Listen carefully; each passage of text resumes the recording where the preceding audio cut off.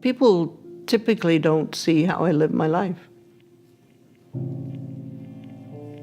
They look at you in the wheelchair, they look at what you cannot do.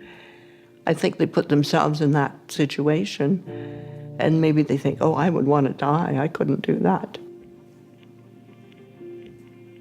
But they don't know me.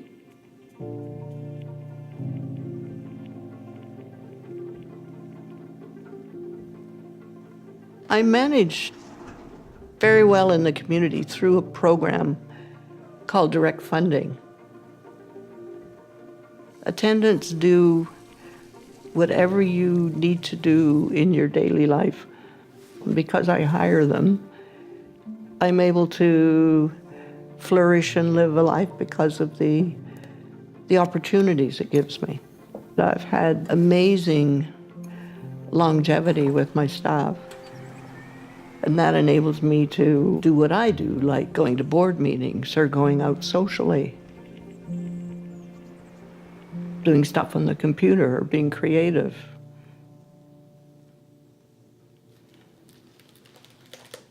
We went to England. My father was posted there, going to a military school.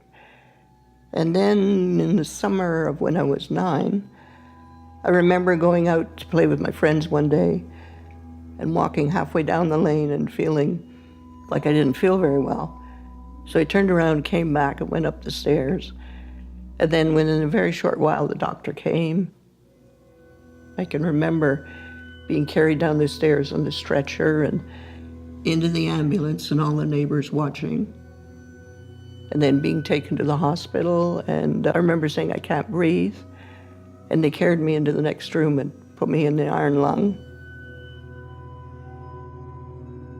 Polio is a virus that attacks the front part of the spinal cord. And that is where the messages come from movement. Most people who had polio never got any paralysis. It was like a summer flu. So I got affected by it fairly significantly. Yeah, I think many times people have thought I wouldn't be here. For example, when I came back to Canada, the doctor said, well, there's nothing we can do, she'll never walk again. But then when I got back to school, and by grade 12 was a top student, I overheard the conversation between my surgeon and another surgeon saying, she's very bright, we should see if there's anything we can do.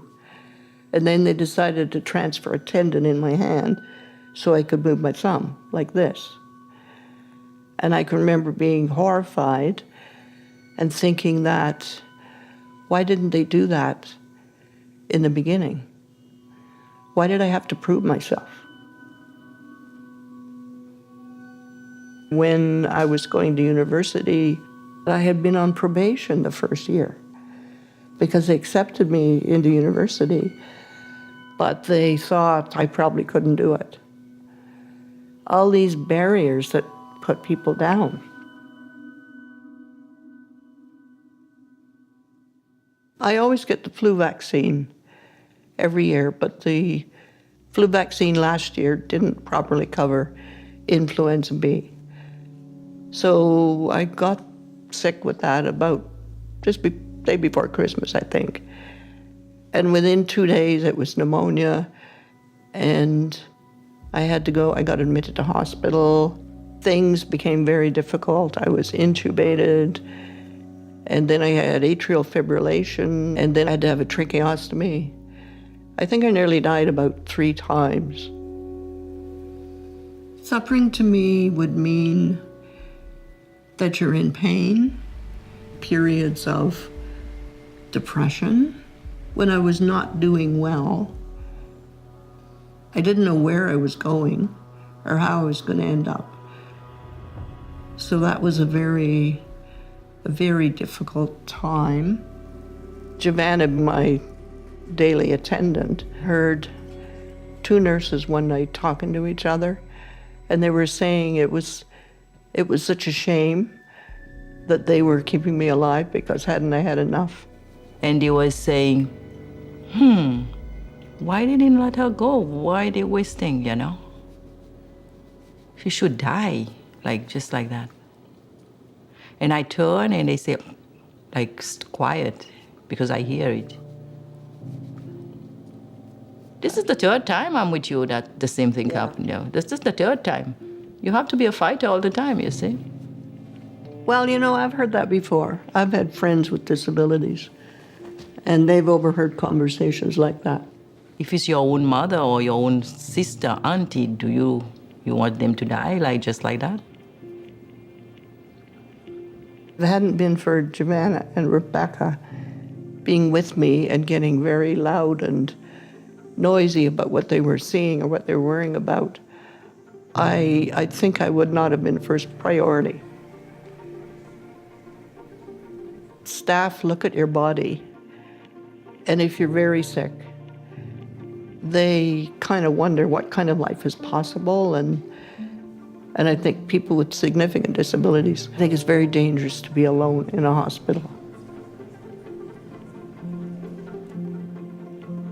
I've traveled a lot, I've spoken at different countries, I've gone into a lot of crazy adventures that people never expected. I've checked off a lot on my bucket list, but I've never thought of it as a bucket list. I've just thought of it as what do I want to do next. I think I've achieved a lot. And I'm kind of proud of what I've done when people thought I wouldn't be able to do anything.